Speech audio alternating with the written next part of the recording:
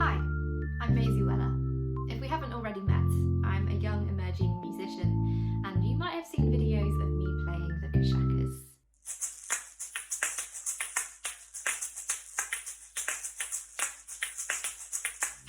I've been posting tons of videos of polymeters and polyrhythms, and other short-form music videos too.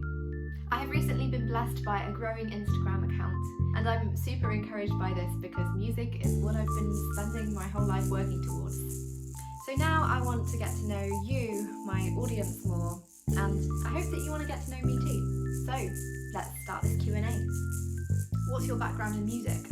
I've been doing music for most of my life. I started learning the piano when I was 8 years old, and I've been playing the piano since. I did all the grades and then went to university and studied music, and piano was my main instrument. But I also sing. I've dabbled in a bit more percussion more recently. I'm a classically trained musician, but I don't play that much classical music anymore. In university, I was part of a West African drumming group, and I loved it. Such a different way of learning music. You learn orally and visually, and a lot of it is memorization. Although I'm not actually a percussionist, I am a bit of a fraud of a drummer.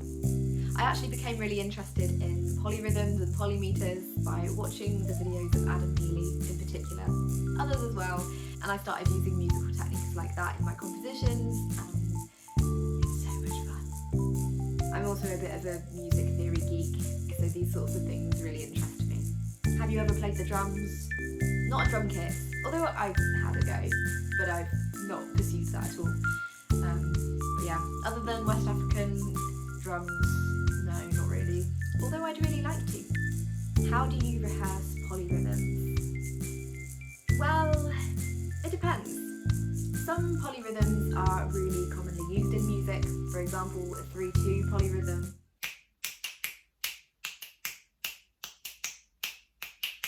You might just recognise it from popular music and be able to pick it up. You can hear it easily, you can feel it easily, so you can play it easily. But maybe for slightly more complex polyrhythms, it might be useful to mathematically visualise it.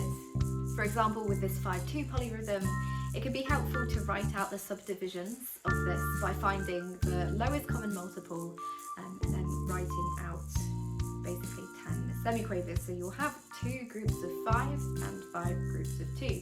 And you can see here that I've accented the first of every 5 groups of 2 and the first of the 2 groups of 5. Those are our beats. So if you were to count it, it would sound like this.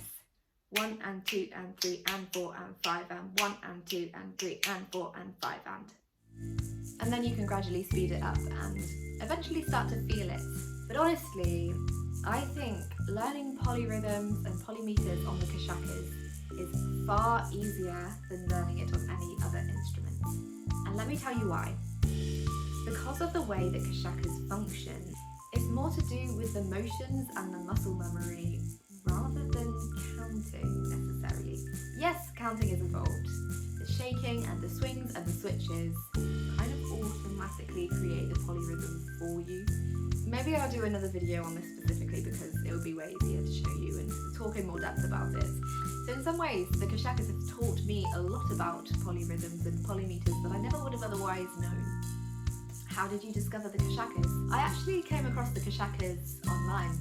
I was scrolling on Instagram or TikTok, and I think I saw a video by Marian Miranda, I'm sorry if I'm saying her name wrong, playing the kakas and singing at the same time, and I've never seen them before, and I thought, that is so cool, I want some. So I got some for Christmas last year, and I loved them, and then it's kind of been history since. And it's such a wild story. I started posting some videos of me learning the kakas and doing my initial basic polyrhythms and stuff like that, and one day one of my videos randomly exploded, and now I'm here today, and I'm so thankful for that because it has boosted my confidence as a young musician and has encouraged me to pursue music more. Favourite TV show? I've been loving The Great Pottery Throwdown recently. Go on. What styles of music do you like? A lot of them. Yeah, I go through phases of liking lots of different styles and genres of music, but I suppose what I play a lot of is jazz folk music. I'm often inspired by a lot of jazz fusion music, but I love exploring lots of different cultures' music. I feel like there's so much to learn from each other. And that is all from this Q&A. Thank you so much for watching. Thank you for supporting me, for engaging in my content. It honestly means a lot to me.